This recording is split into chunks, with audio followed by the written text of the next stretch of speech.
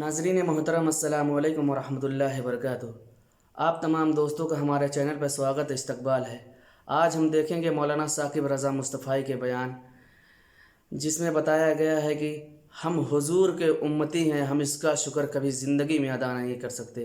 آئیے دیکھتے ہیں ویڈیو۔ یہ میری خوش قسمتی کہ میں حضور کا امت ہوں، ساری زندگی اس کا شکریہ ادا کرتا رہوں تو کہ شکر ادا نہیں۔ ہم حضور کے امتی، نبی انتظار کرتے رہے، نبی منتظر رہے۔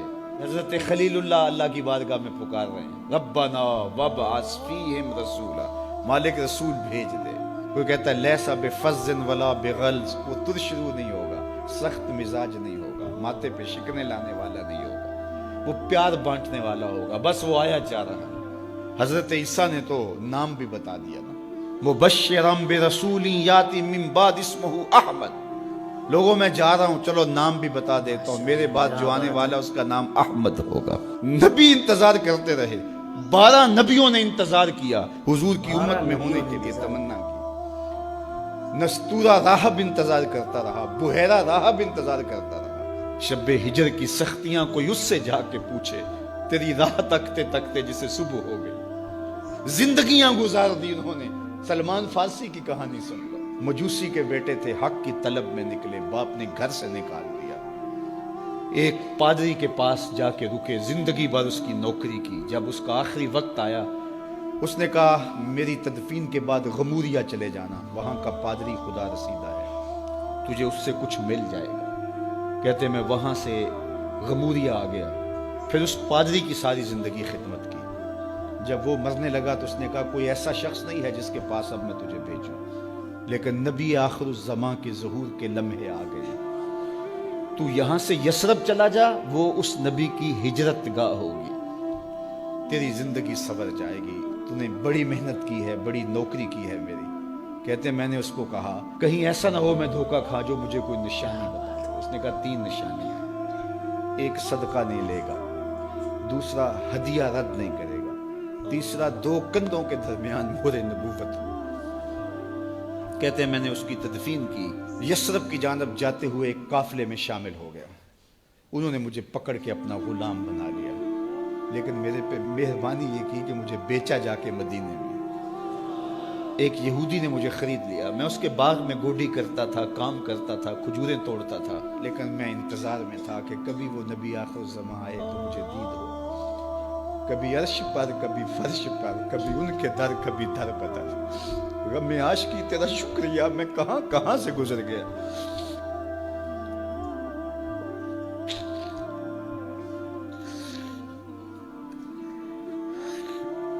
کہتے ہیں ایک دن میں اپنے باغ میں کھجوریں توڑ رہا تھا کہ ہواؤں میں مستی پیدا ہو گئی اور ہر سمت سے طلع البدر علینا کی صدائیں گونجنے لگی۔ میں سمجھ گیا کہ وہ لمحے آ گئے، میں نے چھلانگ لگا دی اور دوڑ پڑا۔ میرے آقا نے سمجھا شاید غلام بھاگ گیا، اس نے دوڑ کے مجھے پکڑ لیا۔ میں نے اس کو کہا کہ میں نوکر تیرا ہی ہوں، لیکن دل نوکر کسی اور کا ہے، کیا بات ہے، میں بھاگوں گا نہیں، مجھے جانے دے۔ میں کچھ کھجوریں لے گیا تھا صدقے کی نیت سے، جا کے حضور کو پیش کی۔ آقا کریم نے فرمایا ہم نبی صدقہ نہیں لیتے۔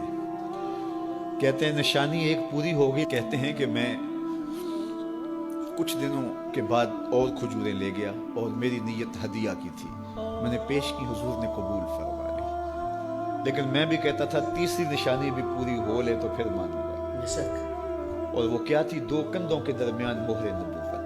کہتے ہیں ایک دن حضور میرے باغ میں آئے اور آقا کریم نے اپنے مبارک کندھے پہ چادر رکھی ہوئی تھی اور چادر کی اوٹ میں مہر نبوت چھپی ہوئی تھی، اور میں پیچھے ہو کے دیکھتا تھا، اور میری آرزو یہ تھی کہ کوئی تیز جھونکا ہوا کا آئے اور چادر ہٹ جائے اور میں مہر نبوت کی زیارت کر لوں۔ حضور میرے ارادہ قلب سے آگاہ ہوئے، فَأَلْقَى إِلَيَّ رِدَاءَهُ، حضور نے چادر اتار کے میری جانب پھینکی اور پھر ایسے رخ کر کے فرمایا انظر الی ما امرت بہ، اس پادری نے جو بتایا تھا دیکھ لے آ کے۔ کیا بات ہے، ماشاءاللہ۔ تو کہا میں نے دیکھا کہ حضور کے 2 کندھوں کے درمیان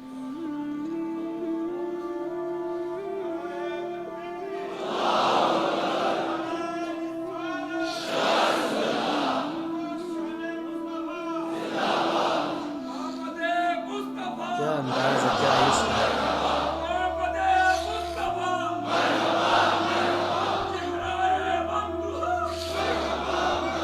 شب ہجر کی سختیاں کوئی اس سے جا کے پوچھے، تیری راہ تکتے تکتے جسے صبح ہو گئی۔ سبحان اللہ۔ ہم نے تو کوئی انتظار نہیں کیا نا، ہم نے تو کوئی دکھ نہیں سہا، ہم سوئے تھے مقدر جاگ بے شک۔ اٹھے۔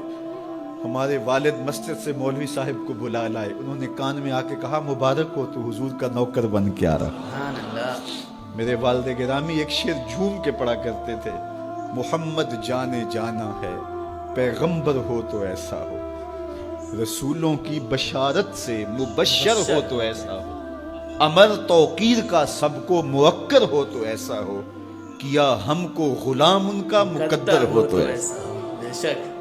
میں اپنے مقدر پہ قربان نہ جاؤں، آپ اپنے مقدر پہ نثار نہ جائیں، ہمیں وہ نبی ملا جو نبیوں کا نبی۔ بے شک۔ بنو سعد کے مقدر بھی جاگ اٹھے۔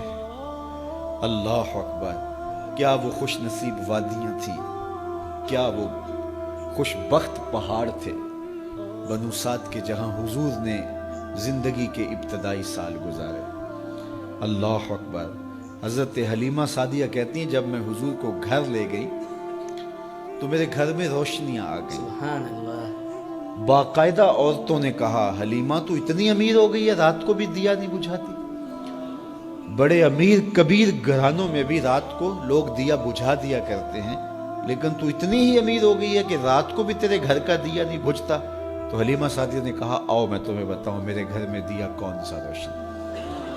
باقاعدہ ہم جولیوں کو بلایا، پالنے میں حضور تھے، اشارہ کر کے کہا ما کننا نحتاج الی السراج من یوم اخذناہ، جب سے یہ پیارا گھر آیا ہے میں نے سارے دیے توڑ دیے، بے شک۔ دیے کی ضرورت نہ مشعل کی حاجت، عجب روشنی تو نے پائی حلیمہ، بڑی تو نے توقیر پائی حلیمہ، بنی تو محمد کی دائی حلیمہ۔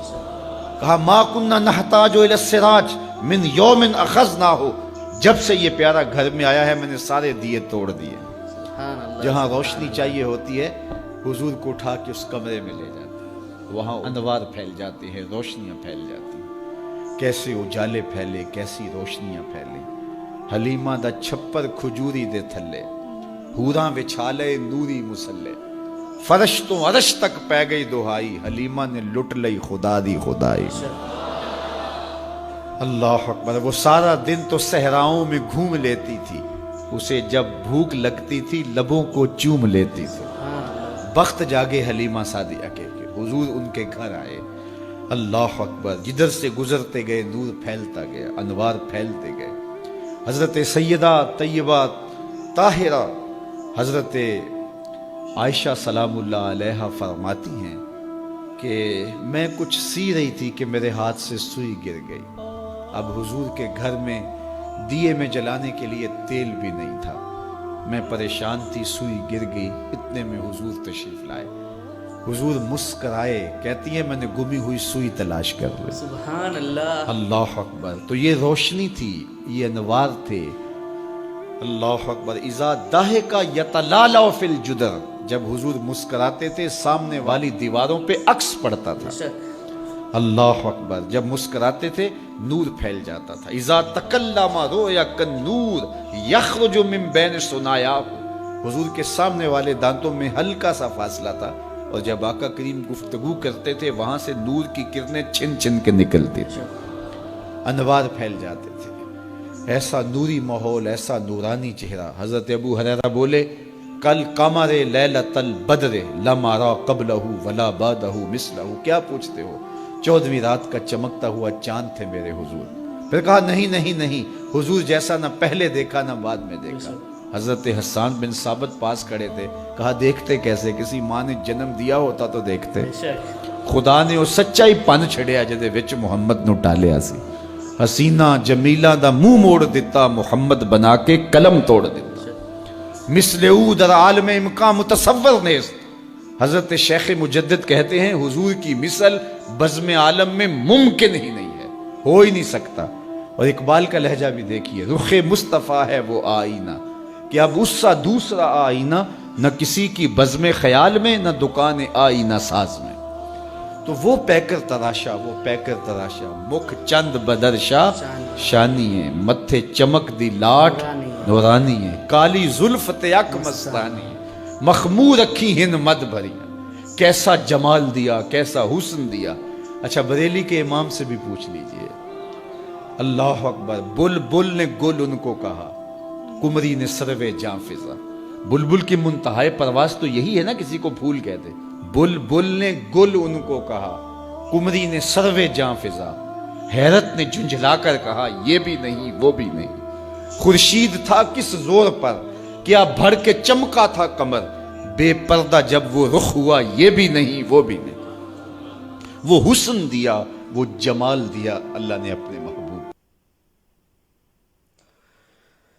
ناظرین، امید ہے کہ آپ کو یہ ویڈیو پسند آئی ہوگی۔ ماشاءاللہ کیا خوبصورت بیان تھا۔